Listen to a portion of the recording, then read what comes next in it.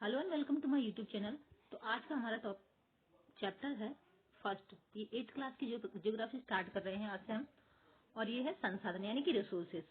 तो ये एनसीईआरटी की बुक है और एनसीईआरटी बुक की एक खासियत होती है कि इन बुक्स को पढ़ते समय आपको ये नहीं लगता कि आप मतलब पढ़ाई कर रहे हो।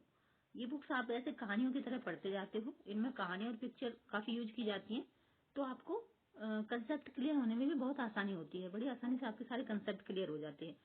अब देखिए 8th क्लास की ज्योग्राफी है और इसका चैप्टर है संसाधन। इसमें इसी में जो लिखा हुआ है उसी को पढ़ेंगे और कितनी आसानी से आपको समझ आ जाएगा ये आप खुद देखेंगे। तो मोना और राजू अपना घर साफ करने में अम्मा की मदद कर रहे हैं। ठीक है, भाई बहन है तो घर साफ करने में मामा की मदद कर रहे हैं। तो इन सभी चीजों को देखो, कपड़े हैं, बर्तन हैं, अनाज है, कंघा, शहद की बोतल, किताबें, इनमें से प्रत्येक उपयोगी है, मोना ने कहा, इसीलिए ये महत्वपूर्ण है। अम्मा ने कहा ये संसाधन है। क्या है? संसाधन यानी कि रिसोर्सेस। तो संसाधन क्या है? अब अम्मा ने राजू से प्रश्न पूछा। अम्मा से राजू ने प्रश्न पूछा तो अम्मा ने क्या बताया कि प्रत्येक वस्तु जिसका उपयोग आवश्यकताओं को पूरा करने के लिए किया जा सकता है, ठीक है, वही संसाधन है। कितनी आसानी से हमें संसाधन का अर्थ पता चल गया। अब थोड़ा और आगे बढ़ते हैं और आपसे ये कह रहे हैं कि अब आप अपने चारों ओर देखिए और निरीक्षण कीजिए कि आप संसाधन के विविध प्रकारों को पहचानने में सक्षम होंगे। तो उन्होंने बता दिया क्या क्या संसाधन होते हैं। तो आप अपने आसपास देखेंगे तो आप भी समझ जाएंगे कि क्या संसाधन होते हैं, है ना।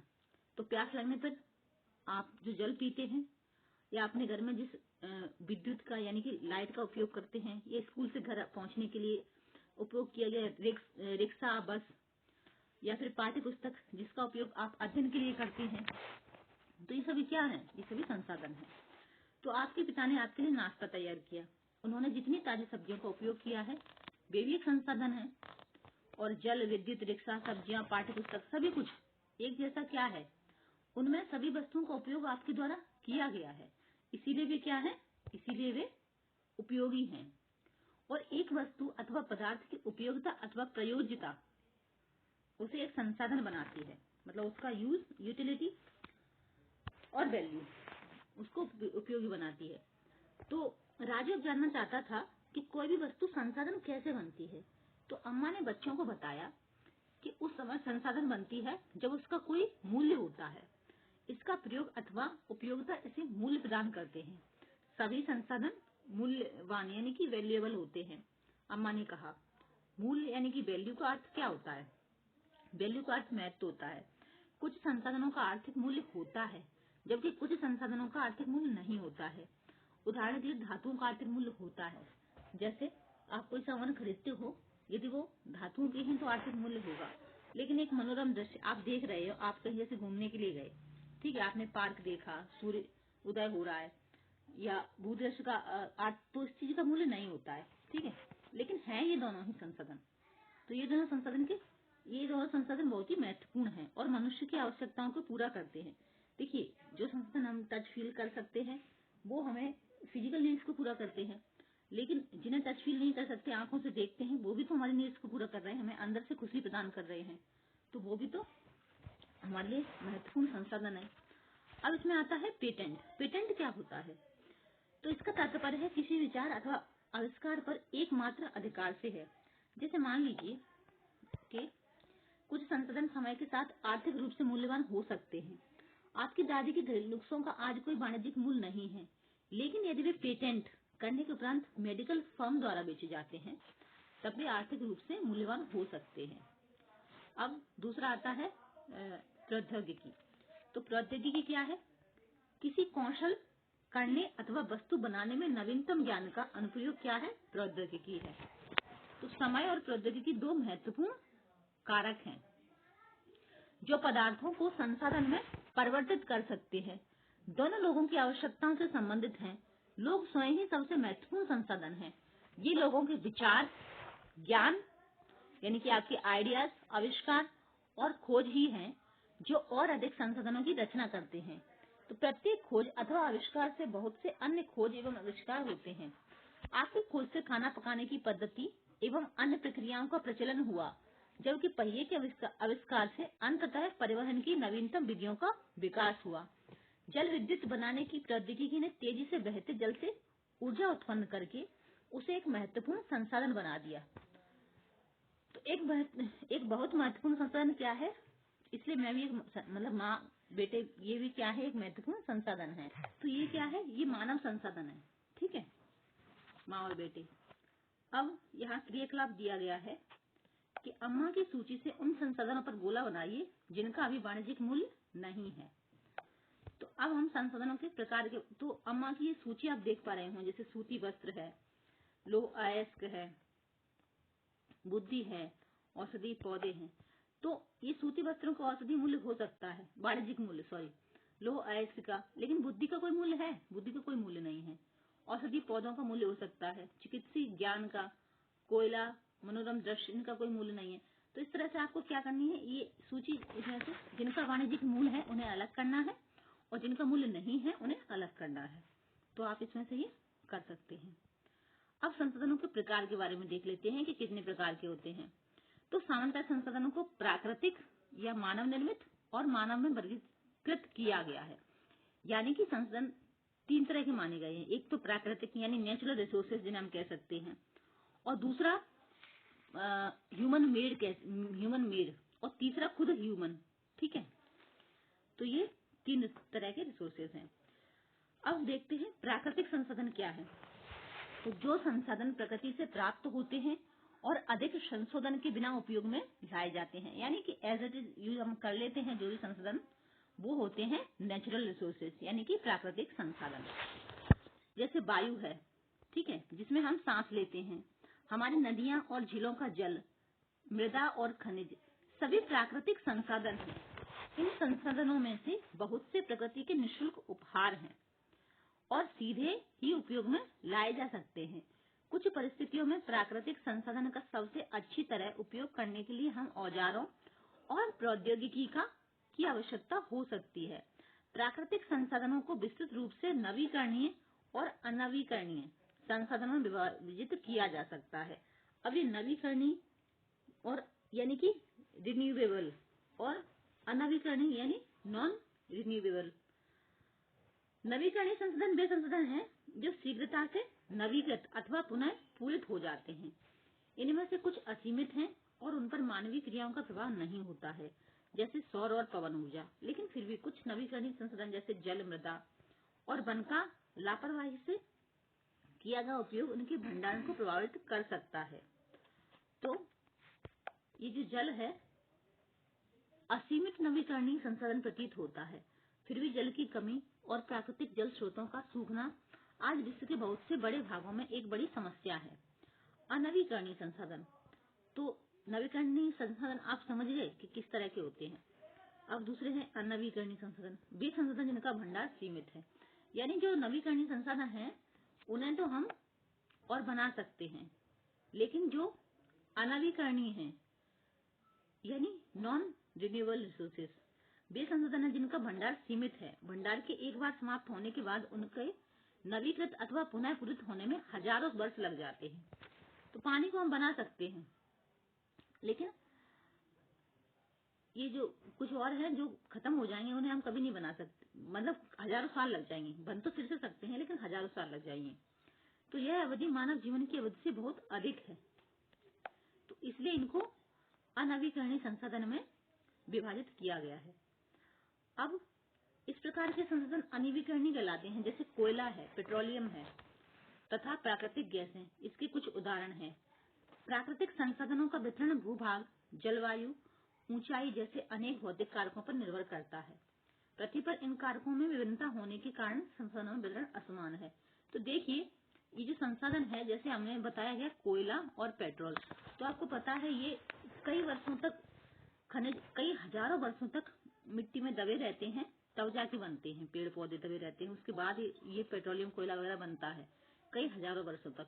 तो इसलिए इनको अनवीकरणीय संसाधन कहा गया है, क्योंकि इन्हें बनने में हजारों साल लग सकते हैं, तब तक मनुष्य भी समाप्त हो सकता है। कहने का मतलब ये है इस पृथ्वी से। अब यहाँ पे क्या है, शब्दावली कि संसाधन का भंडार। तो यह उपयोग के लिए संसाधन की उपलब्ध मात्रा है। भंडार क्या होता है कि जितनी जरूरत है जैसे हम घर में ही कलेक्ट करते हैं, चीजों को इकट्ठा करके रखते हैं, 1 महीने के लिए राशन रख लिया। लेकिन कुछ लोग क्या करते हैं, काफी सारा 1 साल का रख लेते, चलो ठीक है। लेकिन कुछ अभी जैसे कोरोना आया था तो कुछ लोगों ने इतनी सारी चीजें कलेक्ट कर ली थी, इकट्ठी करके रख ली थी कि कमी हो गई थी बाहर। तो इसीलिए क्या करना है, हमें संसाधनों का भंडारण करना है, ठीक है, लेकिन उतना ही करना है जितनी हमें जरूरत है। ऐसा नहीं करना है कि फिर दूसरे लोगों के लिए समाप्त हो जाए या पृथ्वी से बिल्कुल ही खत्म हो जाए, ठीक है। अब जो मानव निर्मित संसाधन है वो क्या है, तो कभी कभी प्राकृतिक पदार्थ तब संसाधन बन जाते हैं जब उनका मूल्य बदल दिया जाता है। जैसे लौह अयस्क उस समय तक संसाधन नहीं था जब तक लोगों ने उससे लोहा बनाना नहीं सीखा था। लोग प्राकृतिक संसाधनों का उपयोग पुल, सड़क, मशीन और वाहन बनाने में करते हैं, जो मानव निर्मित संसाधन के नाम से जाने जाते हैं। प्रौद्योगिकी भी एक मानव निर्मित संसाधन है, इसलिए हम जैसे लोग प्राकृतिक संसाधनों का उपयोग करके मानव निर्मित संसाधन बनाते हैं। मोना ने समझाते हुए कहा, हाँ। राजू ने स्वीकृति में सिर हिलाया। अब यहाँ कुछ करने के लिए दिया गया है कि कुछ नवीकरणीय संसाधनों के बारे में सोचिए और बताइए कि किस प्रकार संसाधनों का अधिक उपयोग उनके भंडार को प्रभावित करता है। फिर है मानव संसाधन, लेकिन उससे पहले यहाँ कुछ करके सीखने के लिए भी है कि मानव निर्मित 5 संसाधनों की सूची बनाइए जिन्हें आप अपने चारों ओर देख सकते हैं। तो कुछ भी हो सकते हैं, ठीक है, घर, बिल्डिंग हो सकती है, या फिर 4-5 संसाधन, कोई बड़ी बात नहीं, कुछ भी हो सकते हैं। फिर है मानव संसाधन। अब मानव यानी कि खुद मानव ही क्या है, रिसोर्स है। लोग और अधिक संसाधन बनाने के लिए प्रकृति का सबसे अच्छा उपयोग तभी कर सकते हैं जब उनके पास ऐसा करने का ज्ञान, कौशल तथा समय क्या होना चाहिए, प्रौद्योगिकी उपलब्ध हो। तो जैसे ये पिक्चर आप देख पा रहे होंगे कि इसमें क्या था कि ये सूखे के कारण फसलों का विनाश, क्या मैं इसका समाधान निकाल सकती हूँ? तो मानव ही तो है जो कोई समस्या आती है तो उसके आइडियाज, नए आइडियाज देती है, इसीलिए आइडियाज की वैल्यू होती है। हाँ, क्यों नहीं। तो यह सब ज्ञान, शिक्षा और कौशल के कारण संभव हुआ कि हम इसका समाधान निकाल पाए। तो क्या है कि मनुष्य एक दूसरे पर निर्भर है। किसान सभी के लिए अन्न उपजाते हैं। वैज्ञानिक कृषि से जुड़ी विभिन्न समस्याओं और अन्न उत्पादन बढ़ाने के उपाय खोजते हैं। जैसे ये पढ़ना भी इतना आसान हो गया कि हमें बुक पढ़ने का मन नहीं कर रहा है, ठीक है, तो अभी मैंने ये वीडियो बनाया, तो अब आपका पढ़ने का मन नहीं है, तभी आपने ईयरफोन लगाया और कान में लेटे लेटे, या तो जब आराम करने का मन कर रहा है तो लेटे लेटे सुन लो। लेकिन कोई काम कर रहे हो, जैसे आप लेडीज हो, किचन में काम कर रहे हो, या कोई भी हो, आप कहीं भी बाहर काम कर रहे हो, लेकिन आपका मन है ये बुक पढ़ने का, तो आपको ये वीडियो फॉर्म में मिल गया, ठीक है, तो आप सुन सकते हो। फोन जेब में पड़ा हुआ है, ईयरफोन लगा हुआ है, आपका काम भी हो रहा है और आप चुपचाप सुन भी रहे हो। तो ये क्या हुआ, ये एक संसाधन बना। और ये किससे संभव हुआ, प्रौद्योगिकी से, ठीक है, आइडिया से। लोगों के मन में आइडिया आए, विचार आए, तभी तो ये संभव हो पाया कि मतलब किसी भी काम को आसान करना, कंफर्टेबल करना, ठीक है। तो अब है कि क्या आप जानते हैं, मानव संसाधन से तात्पर्य लोगों की संख्या और योग्यता यानी मानसिक तथा शारीरिक से है। यद्यपि मानव को संसाधन मानने के संदर्भ में लोगों में मतभेद है, इतना होते हुए भी इस तथ्य से इनकार नहीं किया जा सकता कि मूलतः मनुष्य की कुशलता ही भौतिक पदार्थों को मूल्यवान संसाधन में बनाने में सहायता करती है, ठीक है। तो ये संसाधनों का अब आगे क्या है कि मनुष्य एक विशिष्ट प्रकार का संसाधन है, अतः लोग मानव संसाधन अतः जो लोग हैं ना, मनुष्य हैं, वो क्या है, मानव संसाधन है। शिक्षा और स्वास्थ्य लोगों को बहुमूल्य संसाधन बनाने में मदद करते हैं। देखिए, एक एजुकेटेड पर्सन होता है तो उसका मानसिक विकास हो जाता है, जिससे उसको नए नए आइडियाज आते हैं। चाहे वो शिक्षित, मान लीजिए हम ये नहीं कह सकते कि उसको किताबी ज्ञान हो तभी वो शिक्षित हो सकता है, ठीक है, कोई भी व्यक्ति है, भले उसको बुकिश नॉलेज ना हो, लेकिन ये उसने नेचर से कुछ सीखा है और उसको अप्लाई किया है कुछ नया बनाने में, नया करने में, तो वो भी एक तरह से क्या है, शिक्षा ही है। ठीक है, किसी भी तरह की शिक्षा हो सकती है। तो शिक्षा और स्वास्थ्य लोगों को बहुमूल्य संसाधन बनाने में मदद करते हैं। अधिक संसाधनों के निर्माण में समर्थ होने के लिए लोगों के कौशल में सुधार करना मानव संसाधन विकास कहलाता है। ठीक है, तो मान लीजिए कोई भी व्यक्ति है जिसके पास आइडियाज हैं कुछ भी करने के, तो वो क्या कर रहा है, मानव संसाधन विकास हो रहा है उसके दिमाग का, और फिर वो हेल्प कर रहा है और संसाधन बनाने में। तो अब है संसाधन संरक्षण। तो मोना, ये लड़की सोई हुई है और ये सपना देख रही है। मोना ने एक बुरा स्वप्न देखा। उसने देखा कि पृथ्वी पर सारा जल सूख गया है और सारे पेड़ कट गए हैं। वहां पर न तो छाया ही थी और न कुछ खाने पीने के लिए था। लोग परेशान हो रहे थे, चारों तरफ भोजन और छाया की तलाश में निराश घूम रहे थे। उसने अपनी माँ को सपने के बारे में बताया। उसने पूछा, अम्मा, क्या यह सच में हो सकता है? हाँ, अम्मा ने उत्तर दिया। यदि हम नवीकरणीय संसाधनों के प्रति सतर्क नहीं रहे तो वे बहुत ही दुर्लभ हो सकते हैं और अनवीकरणीय संसाधन निश्चय ही समाप्त हो सकते हैं। राजू ने पूछा, हम इसके लिए क्या कर सकते हैं? बहुत कुछ, अम्मा ने उत्तर दिया। आप अपने दोस्तों से बात क्यों नहीं करते? अब अम्मा क्या कह रही है कि अपने दोस्तों से बात करने के लिए कह रही है। तो संसाधनों का पहले ये देख लेते हैं, सतत पोषणीय विकास क्या होता है। तो संसाधनों का सावधानी पूर्वक उपयोग, ताकि न केवल वर्तमान पीढ़ी की अपितु भावी पीढ़ियों की आवश्यकताएं भी पूरी होती रहें। तो संसाधनों का सतर्कता पूर्वक उपयोग करना और उन्हें नवीकरण के लिए समय देना संसाधन संरक्षण कहलाता है। संसाधनों का उपयोग करने की आवश्यकता और भविष्य के लिए उनके संरक्षण में संतुलन बनाए रखना सतत पोषणीय विकास कहलाता है, यानी कि सस्टेनेबल डेवलपमेंट। तो संसाधन के संरक्षण के अनेक तरीके हैं। प्रत्येक व्यक्ति उपभोग को कम करके वस्तुओं को पुनः चक्रण और पुनः उपयोग द्वारा योगदान दे सकता है। अंततः यह एक विभिन्नता बनाता है, क्योंकि सभी जीवन एक दूसरे से जुड़े हैं। उस शाम बच्चों और उनके मित्रों ने पुराने समाचार पत्रों, व्यर्थ वस्त्रों तथा बांस की डंडियों से लिफाफे और खरीदारी के लिए थैले बनाए। मोना ने कहा, हम इन वस्तुओं में से कुछ वस्तुएं उन परिवारों को देंगे जिन्हें हम जानते हैं। मुस्तफा ने कहा, अपने संसाधनों को बचाना और अपनी पृथ्वी को सजीव रखना, यह एक बहुत अच्छा कार्य है। जैसी ने कहा, मैं बहुत ही सतर्क रहूंगी कि कागज व्यर्थ ना हो। उसने स्पष्ट किया, कागज बनाने के लिए बहुत से पेड़ों को काट दिया जाता है। ये देखिए, आप बच्चों को देख पा रहे हो कि बच्चे किस तरह से पुराने कागजों से, पुराने कपड़ों से हमें यूज करने के लिए चीजें बना रहे हैं। टोकरी है, बैग है, थैले हैं। तो ये क्या है, पुराने कपड़े हैं, लोग ऐसे ही फेंक देते हैं। उससे अच्छा है कि उन्हें हम यूज करें। और अगर आपके पास बैग होगा, सबके पास बैग होगा, जैसे इन बच्चों ने बैग बनाया, ठीक है, बैग बनाया और कहा हम उनको भी बांटेंगे जिनको इनकी जरूरत है। तो उनको बांटने से क्या होगा कि सबके पास बैग पर्याप्त मात्रा में होंगे, तो जब भी कहीं जाएं और तो बैग लेके जाएंगे तो क्या होगा, पॉलिथीन का यूज नहीं होगा। और पॉलिथीन का यूज नहीं होगा तो क्या होगा, सीधी सी बात है, हमारे पर्यावरण को नुकसान नहीं पहुंचेगा। दुकानदारों से आप पॉलिथीन खरीदो ही ना, तो वो रखेंगे ही क्यों। कई जगह बैन भी की गई है, लेकिन फिर भी उसके बावजूद, बैन करने के बाद भी काम नहीं चल रहा है। कुछ लोग चोरी चुपके से यूज करते ही हैं, क्योंकि भाई सामान ले जाना है तो क्या करें। तो ऐसी आदत बनानी चाहिए कि हम हमेशा अपने पास, यदि पॉली बैग है घर में तो उसी को रखें हमेशा पॉकेट में, मतलब और नए ना लेके आए, जो हैं पहले से। और या फिर थैले लेकर चलें, ताकि कुछ भी खरीदना है तो।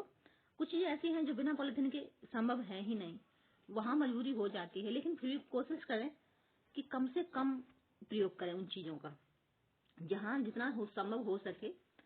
और घर में जो चीजें हैं उन्हीं से इस तरह का उपयोग करें कि घर में भी कचरा ना हो, आपकी चीजें उपयोग हो जाए और बाहर प्रकृति को भी नुकसान ना हो। इस तरह से हमें क्या करना चाहिए, चीजों का उपयोग करना चाहिए। जो रिसोर्सेस हमारे पास उपलब्ध हैं उन्हीं से हमें और नया बनाना चाहिए, प्रकृति को नुकसान पहुंचाए बिना।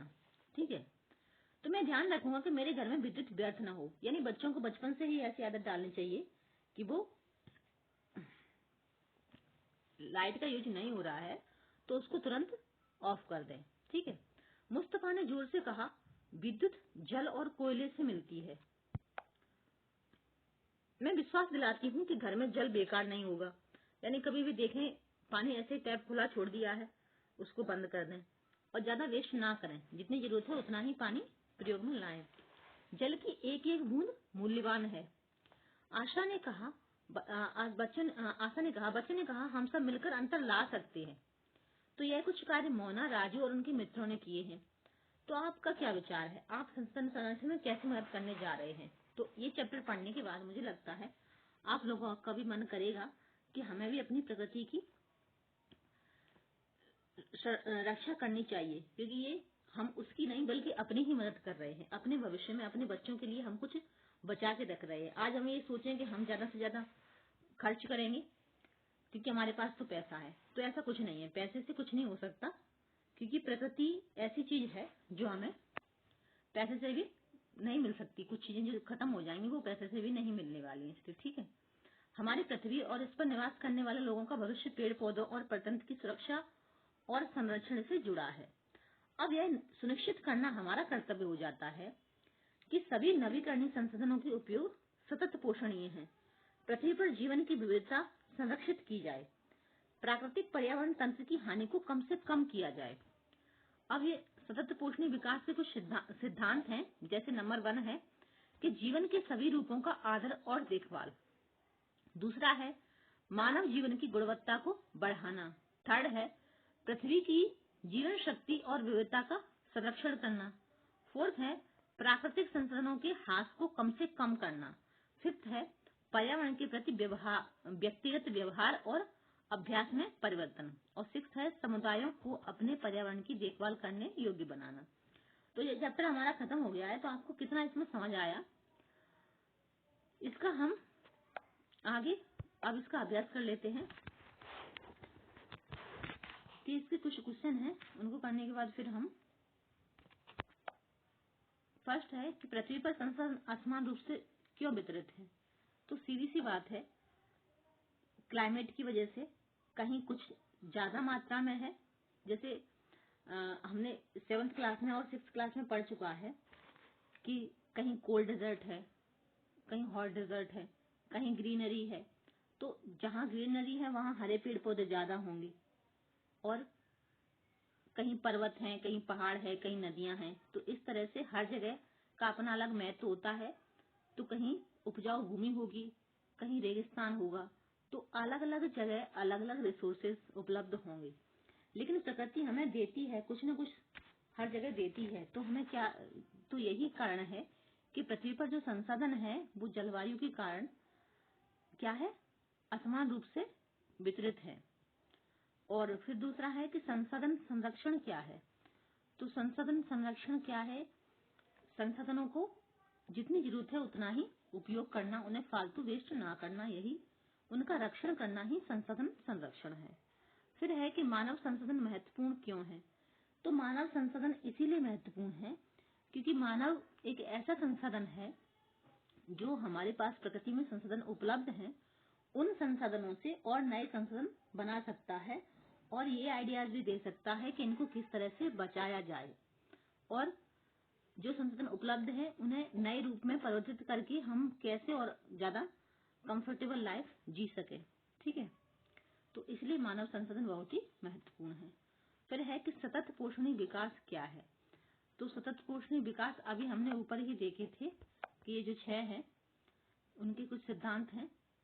और जो सतत पोषणीय विकास है वो होते हैं संसाधनों का सावधानी पूर्वक उपयोग, ताकि न केवल वर्तमान पीढ़ी यानी कि अपितु भावी पीढ़ियों की आवश्यकताएं भी पूरी होती रहें।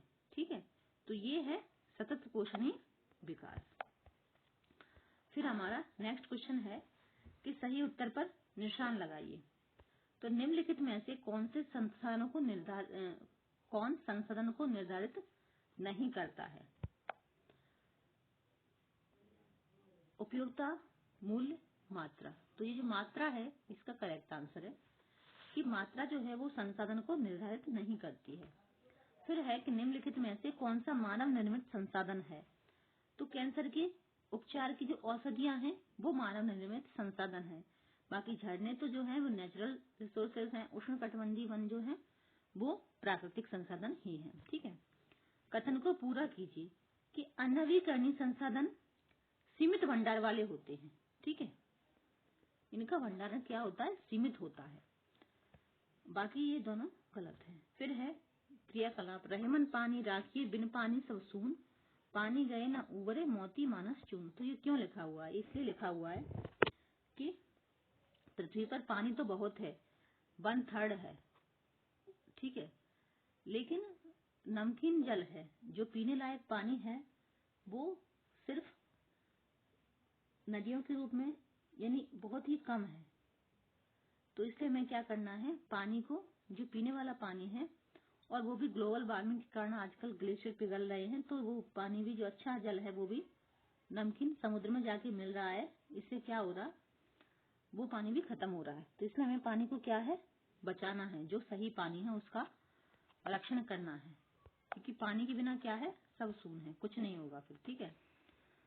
फिर ये क्या लिखा है कि ये पंक्तियां अकबर के दरबार के 9 रत्नों में से एक कवि अब्दुल रहीम खान खाना द्वारा लिखी गई थी। कवि किस प्रकार के संसाधनों की ओर संकेत कर रहा है। इस संसाधन के समाप्त हो जाने पर क्या होगा, इसको आपको 100 शब्दों में लिखना है। तो सिर्फ पानी ही नहीं बल्कि और ऐसे कौन से संसाधन हैं जिनके बिना जीना संभव है, इसलिए आपको उनके बारे में लिखना है 100 शब्दों में। ठीक है। अब क्या है कि पत्थर का उपयोगिता क्या है, मतलब हमारे जो संसाधन है, सोचिए कि आप प्रागैतिहासिक काल में एक ऊंची हवादार पठार पर रहते हैं। आप और आपके मित्र तेज पवनों का उपयोग कैसे करेंगे। तो क्या आप पवन को एक संसाधन कह सकते हैं। अब कल्पना कीजिए कि आप वर्ष 2138 में उसी स्थान पर रह रहे हैं। क्या आप पवनों का कोई उपयोग कर सकते हैं, कैसे। क्या आप बता सकते हैं कि आप पवन एक महत्वपूर्ण संसाधन क्यों है। क्योंकि प्रागैतिहासिक काल में हमने पवन का उपयोग सीखा था, उपयोग उतना नहीं जानते थे जितना 2138 में जान पाए और जान पाएंगे। ठीक है। तो इसलिए क्या है, पवन एक महत्वपूर्ण संसाधन है। एक पत्थर, एक पत्ता, एक गत्ता, एक टहनी लीजिए। सोचिए कि आप इनका उपयोग संसाधन की भांति किस प्रकार कर सकते हैं। नीचे उदाहरण दिए गए हैं, जैसे टापू खेलने के लिए और किस लिए कर सकते हैं। टापू खेलने के लिए खिलौने के रूप में हो गया पत्थर का, लेकिन पत्थर से हम घर भी तो बनाते हैं। ठीक है, रहने के लिए हो गया। जानवरों को भगाते थे पहले, ठीक है, हथियार के रूप में हो गया। तो पत्थर का उपयोग हमने कई तरह से किया है और करते आ रहे हैं। फिर ऐसे ही पेपर वेट की भांति मसाला पीसने के लिए यहाँ उपयोग दिए गए हैं कि अपने बगीचे कमरे को सजाने के लिए। तो ये पत्थर ही है जिसका उपयोग हम कई तरह से कर सकते हैं। उसी तरह से एक पत्ती है, उसका उपयोग, तो ये एक्चुअली किस लिए दिया गया है किताब में, यहाँ जो लिखा हुआ है उनका लिखने का उद्देश्य है कि इतना तो हमने खोज लिया है, जान लिया है। क्या आपके दिमाग में ऐसा कोई आइडिया है जिससे आप इसकी उपयोगिता और बढ़ा सकें, किसी और उपयोग में कर सकें। तो बच्चे हैं, नए आइडियाज दे सकते हैं, क्योंकि बच्चे बहुत अच्छे अच्छे आइडियाज देते हैं। तो उनको इस पर विचार करना चाहिए और मुझे लगता है कि ये एक्टिविटी करनी चाहिए और अपने आसपास के रिसोर्स को बचाने की कोशिश करनी चाहिए। किस तरह से कर सकते हैं, नए नए आइडियाज देना चाहिए। तो ये चैप्टर यही था, बहुत ही इजी था अभी तक पढ़ने में, लेकिन इसमें जो गहराई थी वो कितने लोगों ने समझ पाई, वो हमें कमेंट बॉक्स में कमेंट करके जरूर बताएं। और जिसको समझ नहीं आया है, एक्चुअली अभी तो मैं ये बुक पढ़ रही हूँ, उसी तरह से सिर्फ ऐसे ही एक ऑडियो बुक की तरह आप समझ सकते हैं। लेकिन अभी मैं इंग्लिश मीडियम में जब वीडियो बनाऊंगी तो थोड़ा और अच्छे से एक्सप्लेन करने की कोशिश करूंगी और इसको थोड़ा शॉर्ट भी करने की कोशिश करूंगी, क्योंकि हिंदी में ये पूरी बुक हो ही जाएगी। फिर इंग्लिश में वीडियो डालूंगी तो उसमें थोड़ा शॉर्ट फॉर्म में कुछ एक्स्ट्रा नॉलेज लेके वीडियो बनाऊंगी। तो तब तक के लिए धन्यवाद। वीडियो पसंद आया हो तो लाइक कीजिए, शेयर कर सकते हैं अपने फ्रेंड के साथ। और अभी आप चैनल पर नए हैं तो चैनल को सब्सक्राइब कर लीजिए, क्योंकि ये आपके लिए काफ़ी यूजफुल हो सकता है। ठीक है, थैंक यू सो मच।